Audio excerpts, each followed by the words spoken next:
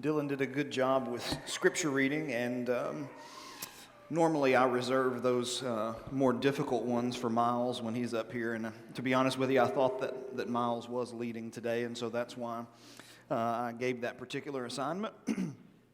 But anyway, Matthew 1 through 17 is coming. We're thinking about today, if you have your Bibles, go ahead and be opening to 1 Samuel chapter 21, and we'll be there in chapters 21 and 22 here in just a moment. All people look to someone or to something to save them, to guide them, to fulfill them. We all have some kind of a paradigm or something by which we operate. And it matters gravely that we choose wisely who we're going to listen to, why we listen to them, and ultimately, will it stand the test of time? So there's this little-known guy. He's only mentioned once right here in verse 7 of our reading, and he'll become a little more central in chapter 22. But there's this man named Doeg, who is an Edomite. It's a descendant of Esau, and he makes a decision to place his trust in the wrong place. He puts his trust in Saul. And one of the things, what I want us to learn about today as we think about his life and we see this interaction, is what it means, the difference between trusting in God or trusting in men. Now, when we look at this text this morning, we're just going to do two simple things. We're going to look at our passage or text of consideration, and then we'll deal with some principles. But this morning, what I want us to do is look at the text, and we're going to think broadly. Okay, the application is broad. Tonight, it will be more specific down to one particular subject matter. Okay? So as we think about this and we think about this passage, let's begin by putting it in its context and in the context of the book itself. Now, we have talked about Luke chapter 1 quite a bit over the last few weeks, and we've talked about Mary's Magnificat in the song and how it sets the stage for everything you read in Luke's gospel. But we also mentioned that it is parallel to Hannah's prayer in 1 Samuel chapter 2. And her prayer, like Mary's, sets the tone for everything you read in the coming books, which in this case is 1 and 2 Samuel. Of course, they were originally one document and then split. And so when we think about Hannah's song, listen to what she says in verse 4 beginning of 1 Samuel 2. The bows of the mighty are broken, but the feeble bind on strength. Those who are full have hired themselves out for bread, and those who were hungry have ceased to hunger. The barren has borne 7, but she who has many children is forlorn. The Lord kills and brings to life. He brings down to Sheol and raises up. The Lord makes poor and makes rich. He brings low and he exalts. He raises up the poor from the dust. He lifts the needy from the ash heap to make him sit with princes and inherit a seat of honor. For the pillars of the earth are the Lord's, and on them he has set the world. You'll notice that one of the things, if you watch the language here, is very similar to Mary's song, is that there is a reversal. God reverses the convention of human wisdom. For an example, the bows of the mighty are broken, their strength are gone, but the feeble bind on strength. So the strength that comes away from the mighty is then passed on to the feeble. Those who were full, people who were full, had to hire themselves out. They had to be day laborers in order to be fed because their fullness is now gone. But yet those who were hungry have ceased to hunger. They have found a way, and they are now fulfilled. And so that sets the stage for everything we're going to see in 1 and 2 Samuel. And so in 1 and 2 Samuel, what you have is simply that. You've got, first of all, Samuel comes on the scene and replaces Eli in the priesthood. Okay? And then after that, Samuel, of course, Eli's sons were wicked, and that's why they were not allowed to continue. But then when Samuel becomes the judge, the one who is leading, the same situation, same scenario develops. His sons are wicked. And they come to Samuel and they say, look, we want a king to lead us like all the nations. And so Saul is then chosen. And so Saul replaces Samuel. And then, of course, David ends up replacing Saul. And so it's a reversal. Each of these individuals that end up doing the replacing are basically, theoretically, the way many people would speak, they're kind of nobodies. They're unexpected. Very much like the poor becoming rich. David will often write of this: God took me from following the sheep in the sheepfolds, the lowest job in the family, and he made me the shepherd of Israel, the king of Israel. And so that kind of sets the scene for what's going on and what will transpire in these books. Now, as we think about this particular section in which we find ourselves, which is the Saul and David interactions and the hostility that exists, there are a number of things that transpire. So in chapter 16, when David is anointed king, okay, that is, God places, he's anointed with oil, he's God's chosen to take the throne, but it will be some time before he actually takes it, correct? Saul has to pass away, and we've got to get all the way through the end of 1 Samuel for that to happen. But anyway, after he's anointed, Saul has a distressing spirit, whatever that may be, and David comes and plays the harp for him, okay? Then in chapter 17, he kills Goliath with the sword. Okay? He shoots his slingshot, hits him, takes his sword, cuts off his head. Now remember, why did the people say they wanted a king? Well, we want to be like the nations around us, but what was one of the primary things they wanted of those kings? We want someone who will go before us and who will fight our battles. Well, here they were in the valley of Elah in 1 Samuel 17 with Goliath, and he's challenging one man to come and fight him, and the one man that they said they wanted because he would go and fight their battles for them is hiding in his tent. And it's the shepherd boy from Israel, from the town of Bethlehem, who has to come on the scene and defeat the giant for Saul. Then in chapter 18, as the chapter begins, he's promoted and he begins to capture great military victories on behalf of Saul. But then, of course, that's when jealousy creeps in, right? He's more popular than I am. The women come out and they sing the songs, Saul has slain his thousands, but David his 10,000s. He can't handle it. And the Bible says he eyed David from that day forward. And so, as the jealousy and things begin to amp up, he does a number of different things. He eyes David, that's the start of it. Then, after he eyes him, you remember one of the rewards for killing Goliath was receiving the king's daughter in marriage. Well, at the first part, he promises him his oldest daughter. But then he pulls an audible and substitutes another daughter. And so he's trying to play trickery with David. And that's the first indicator, one of the first indicators that this relationship is going sour. Okay? David is not doing anything to cause the relationship to go sour. It's Saul's own insecurities. So he marries the daughter of Saul. Well, then Saul begins to make attempts on the life of David. One of them in the home of his own daughter. But she rescues him. And then Saul's son Jonathan rescues David yet again. And then when they realize that in chapter 20, David realizes, I'm going to have to be a fugitive. I'm not going to be able to stay out in the open or Saul is going to kill me. And that begins the process of David being a fugitive. Chapter 21, where we pick up in our study, is the process by which David becomes a national fugitive. And that will continue on until about chapter 27. In chapter 27, after all this back and forth with Saul, David says, look, if I stay in Israel, he's not going to let me rest. So I'm going to go to Gath. I'm going to go to the Philistines, the hated enemies of Israel. And I'm going to hire myself out as a mercenary, and Saul will leave me alone. That's my only choice. So what does that have to do with understanding this? With our text in front of us? Well, it's the beginning stages of David being a fugitive. Okay? And there is an incident at the beginning that leads to a later incident where Doeg becomes central. And Doeg teaches us something. So the basic plot line is this. What we're going to see is that as Saul continues to rebel against God, he continues to cut himself off from God. Okay?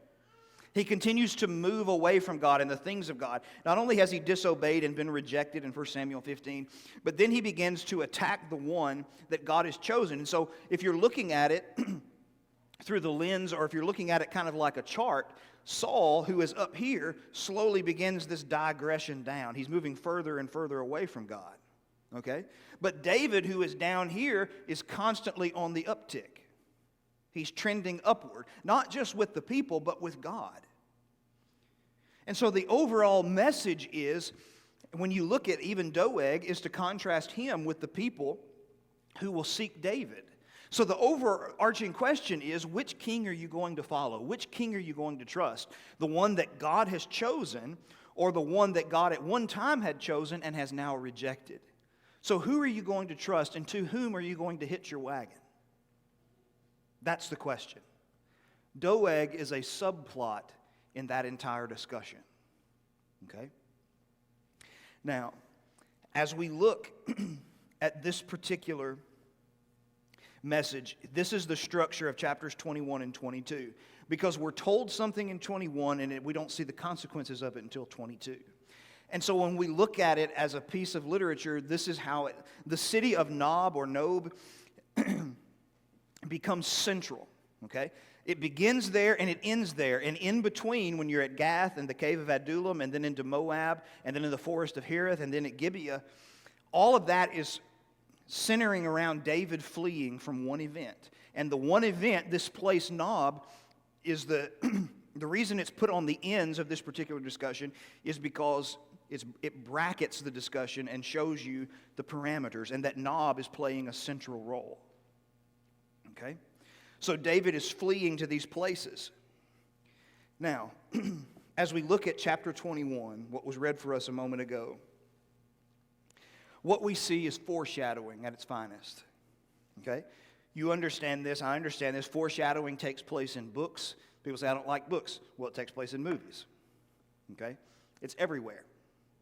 I think we've used this one before, but you know, on Home Alone, when Kevin and Buzz get in the fight in the kitchen and the drinks are spilled, and then they go to clean it up, and the dad takes all the napkins, and then he takes them and he throws them in the trash, and the camera cuts to the trash can.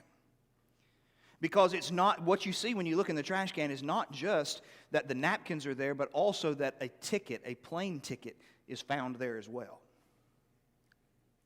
That's foreshadowing. That's indicating what this movie is going to be about. He's going to be left behind. Kevin is, right?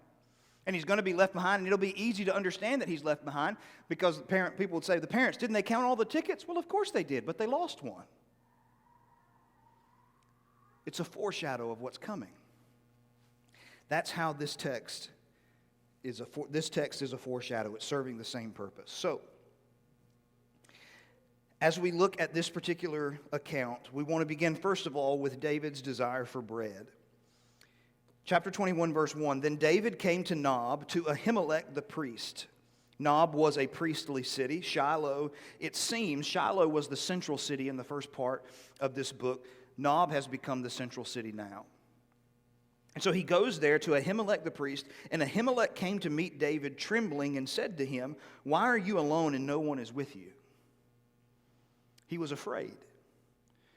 Why is David by himself? Why is he showing up alone? Something doesn't smell right. So he says, David said to Ahimelech the priest, most likely he was the high priest at this particular time. He says, The king has charged me with the matter and said to me, Let no one know anything of the matter about which I send you and with which I have charged you.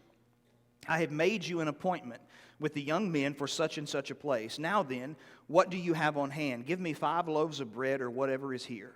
And so what he's saying is, I've been sent urgently. I'm meeting up with a group of men that Saul has already dispatched. I'm going to meet them there, and I need some supplies.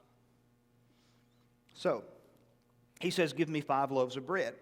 And the priest answered David and said, I have no common bread on hand, but there is holy bread, if the young men have kept themselves from women. So the holy bread, you remember from Leviticus chapter 24 was set on the table of showbread in the temple/tabernacle. Okay? And it was there to describe, there were 12 loaves stacked in 2 piles, 6 apiece, large loaves. And it was to indicate communion with God throughout the ages. It was to be changed every Saturday. The idea of like sharing a meal. The idea of fellowship with God. Very similar to what we do with the Lord's Supper. And so what the priest is saying is this: I don't have any common bread. I don't have any bread that's not dedicated to sit on the table of showbread to give you. Okay? And we've been through Leviticus in our congregational study plan, and Leviticus is all about what? The difference between clean and unclean, holy and unholy. And he says, I can't give you any of that bread except unless you and the men who are going to eat it have kept themselves from women, which was a common practice God built in Leviticus 15. You see it also in Exodus 19 and in other places that and one of the reasons why, we don't know exactly why God put some of these stipulations in here, but one of the reasons seems to be is because all of the other false religions made human sexuality so central to their worship that God wanted to completely separate those two, okay? To never confuse the two or to conflate the two. And so they were to keep themselves from women. And so David says, truly women have been kept from us as always when I go on an expedition. It was a way, and also a way of somewhat of fasting, of seeking God's favor. It says the vessels of the young men are holy, even when it's an ordinary journey. We always do this. How much more today will their vessels be holy on a special journey? So the priest gave him the holy bread, and there was no bread there but the bread of the presence, which is removed from before the Lord and replaced by hot bread on the day that it is taken away. This, by the way, discussion is picked up by 3 of the gospel writers. When Jesus and his disciples are going through the field plucking grain and they're questioned about what they're doing, Jesus cites this incident in those discussions. But then we see, just in the middle of the story, now a certain man of the servants of Saul was there, detained before the Lord, and his name was Doeg. He's an Edomite, a descendant of Esau, the nation of Edom, just south of Israel. And it says he's there detained before the Lord. What does that mean? It's a very difficult phrase to translate. What it seems to mean is that he's either made a vow to God and thus he has to stay there until he completes the vow, or that he's involved in some other kind of ritual, maybe a feast or some kind of special Jewish day, but he happens to be there is the point. Okay? He's mentioned, and then almost as quickly as you read him, you forget him. And that's the way foreshadowing works. And so there he is, and with an ear, he is able to hear and to see what transpires. And then the discussion very quickly picks up to David finding a weapon. Then David said to Ahimelech, have you not here a spear or a sword at hand? For I have brought neither my sword nor my weapons with me, because of the king's business required haste. And the priest said, the sword of Goliath the Philistine, whom you struck down in the valley of Elah, behold, it's here wrapped in a cloth behind the ephod. And if you will take that, take it, for there is none other but that here. And David said, there is none like it, give it to me. And so he takes the sword of Goliath, which originally, when you look at 1 Samuel 17, he placed in his own tent. Somehow it has found its way into the tabernacle and being stored there. And so he takes it, and he goes about his journey. Now look, there are a bunch of layers to this, such as is David being ethical in the story that he's telling, because Saul hasn't dispatched him anywhere. Jesus uses it in Matthew 12 and in the other synoptics about eating on the Sabbath in the grain fields. So there are a ton of layers there. We are interested in those things, but not today. Okay? That's a whole different discussion on its own. Then we come, and David flees from this location to Gath. Who was from Gath? Goliath. He's fleeing from the king to another king whose greatest soldier he killed. He feels more safe with a foreign king than he does with his own king. And so he goes to Gath, most likely because it's the closest one geographically speaking from his location. And then he realizes, oh, maybe this isn't a good idea. Maybe this is not a good idea. So he acts crazy. He begins to scratch the walls and let spit run down his beard and acts like he's insane. And so they let him go. And then he moves on to the cave of Adullam, which is located between Gath and Bethlehem, about halfway. And there he hides and people come to him. And then he goes down to Moab and he takes his elderly parents and he deposits them with the king of Moab and says, I want you to watch over my parents. Now remember, David has Moabite blood. He is, of course, Jewish, but he also has Moabite blood. That's the book of Ruth. Ruth 4:13-22. Ruth was a Moabitess. That's his great something grandmother. Okay? Then God sends word to David after he returns from Moab and says, you need to come back to Judah. You need to come to this forest of Hereth. And that's where the story then picks up, where Doeg becomes more known, even though he seemed to be an insignificant bystander in the story. And so in this story that follows, two things are said of him. First, he becomes an informer, okay?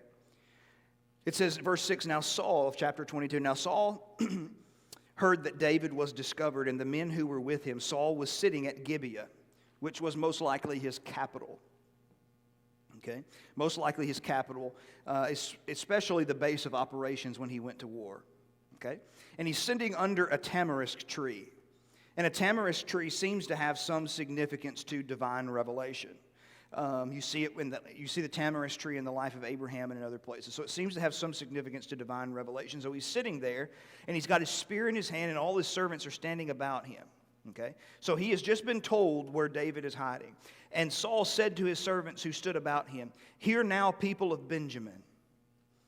Now notice, he's king over all of Israel, but he calls out Benjamin. That's his tribe. Okay? That's his tribe. By the way, we're going somewhere, I promise you. We are not randomly walking through a ton of information. We are going somewhere. Just be patient. So he calls out to Benjamin, his tribe. He creates a division. And he says, will the son of Jesse give every one of you fields and vineyards? Which is talking about the ancient Near Eastern custom of hiring professional soldiers, and when they performed well, you gave them plots of land. Is he going to do that for you? What he's saying is, I've rewarded you for your service to me. Is David going to do the same thing? Is he going to make you commanders of thousands and commanders of hundreds? I've done that for you. David hasn't done that for you. But you see, he's talking only to the people of Benjamin. That will become very significant tonight. He's talking to them because he's creating he's playing on a division that exists. So in 1 Kings chapter 12, when the kingdom divides between the north and the south, the 10 northern tribes and the 2 southern tribes, we look at that, and we obviously, when we studied Kings, it's a result of Solomon's sin, but it's also really not all that surprising in many ways. There had always been, when you look at it from the time of Judges forward, when you look at it, there had always been this subtle rift between the north and the south that existed. This subtle rift, like rivalry almost. Think about it. Even when David becomes king, how long does it take him to get the whole kingdom? 7.5 years. Because Ishbosheth, who is the son of Saul, reigns over them. And so Saul is playing on the division that exists. And he's trying to get them to understand that they need to be loyal to him. I'm the one you need to come to. I'm the one that's going to take care of you. When this son of Jesse, who comes from a different tribe, when he takes over, do you think he'll be loyal to you the same way I'll be loyal to you?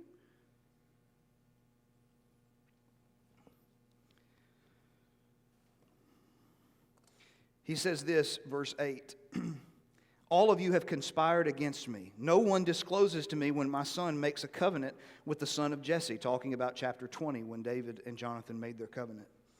"None of you is sorry for me or discloses to me that my son has stirred up my servant against me to lie in wait as at this day." And so he's berating the people who are following him, and then answered Doeg the Edomite, who stood by the servants of Saul. "I saw the son of Jesse come to Nob and to Ahimelech the son of Ahitub, and he inquired of the Lord for him and gave him provisions and gave him the sword of Goliath the Philistine." Now I want you to notice the way he frames that. He frames that according to the vocabulary of warfare.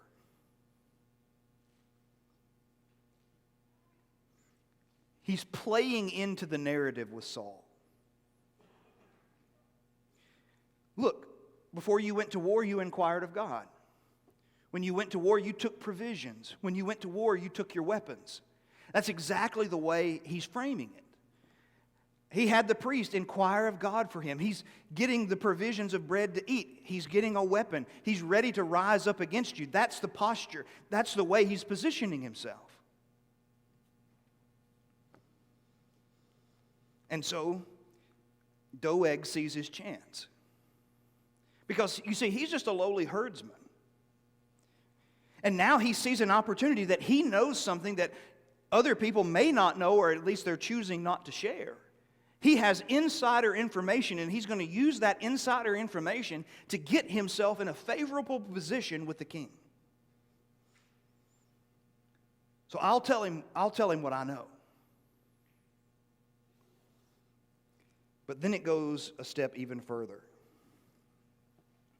It says, "Then the king sent to summon Ahimelech the priest, the son of Ahitub, and all his father's house, and the priests who were at Nob, and all of them came to the king. And Saul said, 'Hear now, you son of Ahitub.' And he answered, 'Here I am, my lord.' And Saul said to him, 'Why have you conspired against me, you and the son of Jesse,'" that's David, "'in that you have given him bread and a sword, and inquired of God for him, so that he has risen against me to lie in wait as at this day?'" So the priest comes and he says, "You're conspiring with David." And the priest is taken back because he has nothing to do with it. Verse 14, "Then Ahimelech answered the king and said, 'And who among all of your servants is so faithful as David? He's the king's son-in-law. He's the captain over your bodyguard and honored in your house. Is today the first time that I have inquired of the Lord for him? No, let not the king impute anything to your servant or to all the house of my father, for your servant has known nothing of all this, much or little.'" And so the priest says, "I'm ignorant." I mean, what do you mean? It's not unusual. Yeah, I might have inquired of the Lord for him, but why would that be unusual? I've done that before when he was doing a bidding for you. Why does that? And you're here to talk to me about David? He's the most trusted person you have.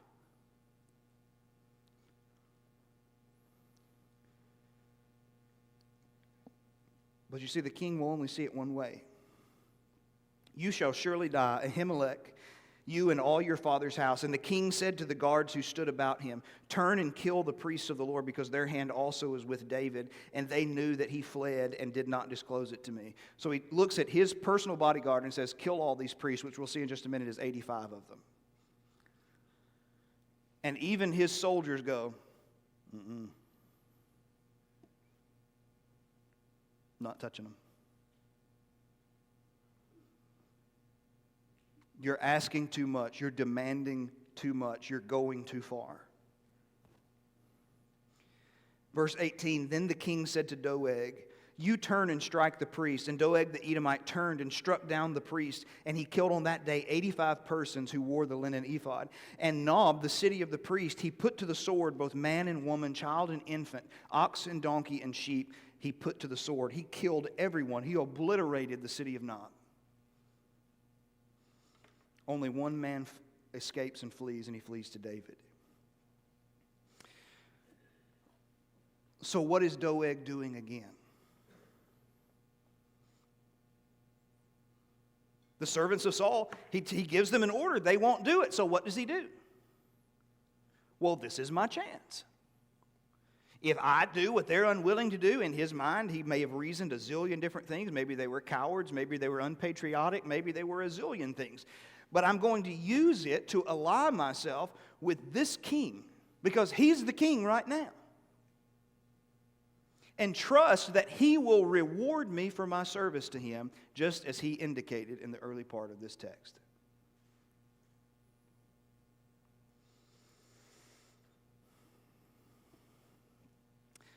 So Doeg stands as one who, instead of understanding, and listen, people say he's an Edomite, yes, but he was also detained before the Lord. It seems that at the very least he was a sojourner in Israel, if not a proselyte, which would make him a convert to the Jewish religion. He knew what God's law said about the priesthood. He knew he had no right to lay his hand to a priest. He knew it. But he chose to trust someone who would reward him instantly. The message of 1 and 2 Samuel is Saul, or 1 Samuel specifically, Saul is trending downward. He's moving further away from God. David is trending upward. He's getting closer to God. Which one are you going to choose to follow? The answer of Doeg is, I'm going to choose the one who's trending away from God. Instead of doing and following God's anointed king, I'm going to go after him.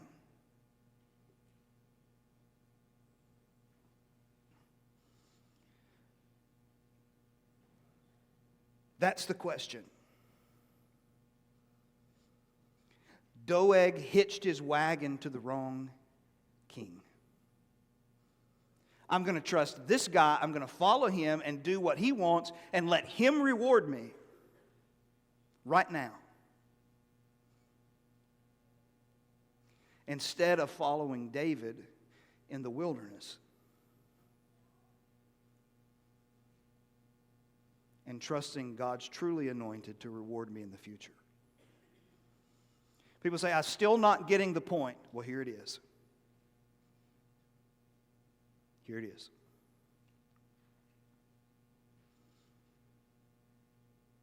To what are you hitching your wagon?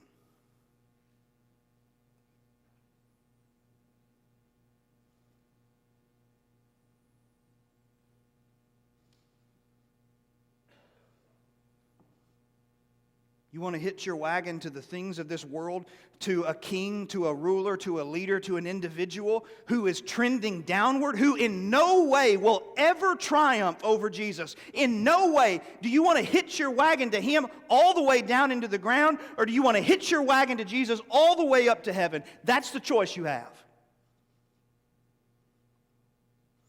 Will you trust the chosen one of people or the chosen one of God? That's the question. I'm going to do what I want to do now, and nobody's going to tell me different. Well, hitch your wagon to him. You obviously already have. But I can tell you this, even though the reward is instantaneous, it's only temporary. Because it is trending downward, and it's going to hit the bottom.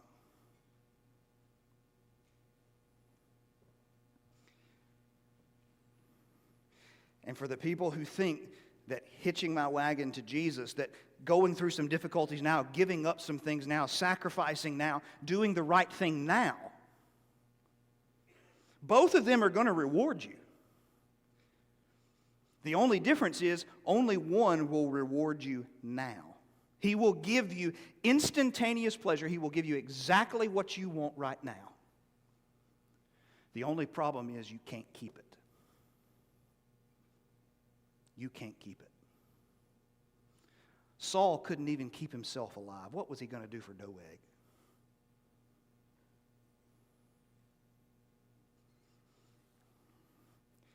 Jesus will reward you. In this life, as Paul would put to Timothy, talking about godliness, it has profitability both for this life and for the one that is to come.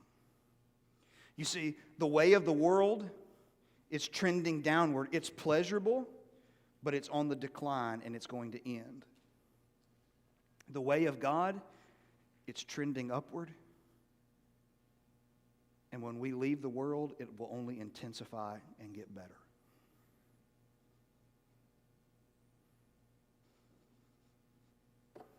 It's just, look, not many things in life are simple, but that's pretty simple.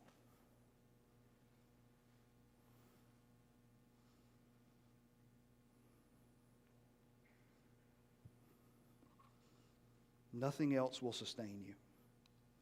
No one else will sustain you. So why do we spend our time investing in things that will not last?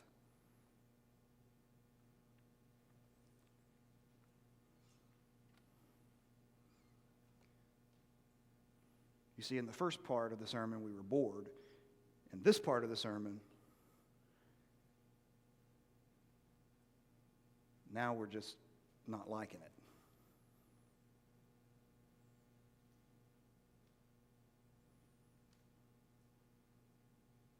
But guys, it is that simple.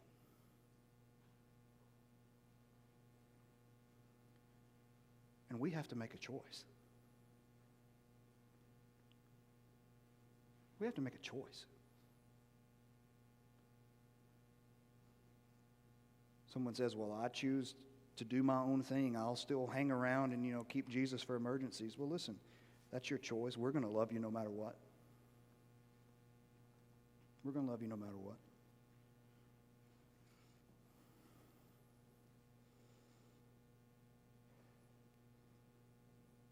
But it's a really bad choice.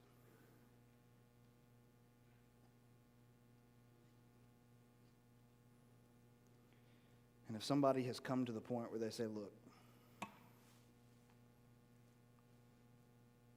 I'm tired of doing this thing, that I'm tired of trending downward.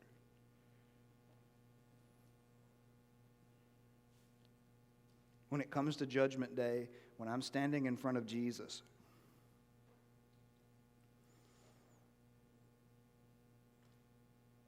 that's when we're going to find out.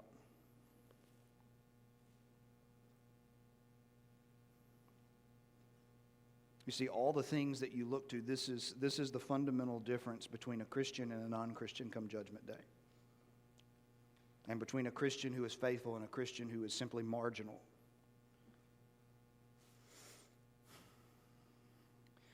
When a Christian stands before Jesus on Judgment Day,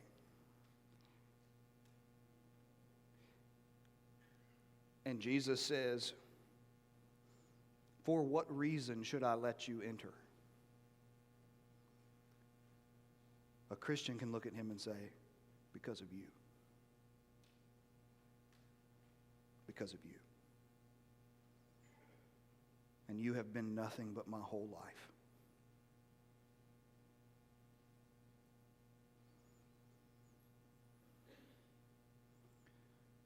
When a non-Christian or a marginal Christian comes and stands in front of Jesus and he says, by what basis should I let you in here? What you're going to do, pull out your championship rings and medals and trophies?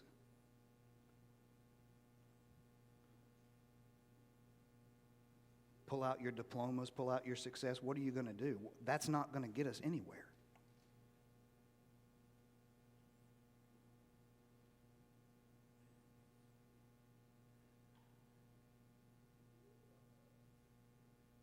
That's the choice.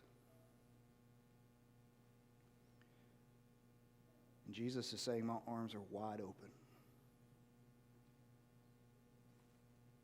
Not that those things, any of those things are inherently bad. They're not. But if you make them the most important thing, they are. So if we come to Jesus realizing his centrality, with a penitent faith, confessing him to be immersed in water for the forgiveness of our sins, he welcomes us and gives us a future and a hope beyond our wildest imaginations. Or maybe we haven't been who we should, or maybe we're struggling with something else. He is here and always ready and willing to help. And if we can help you this morning, we want to, as we stand and sing this song.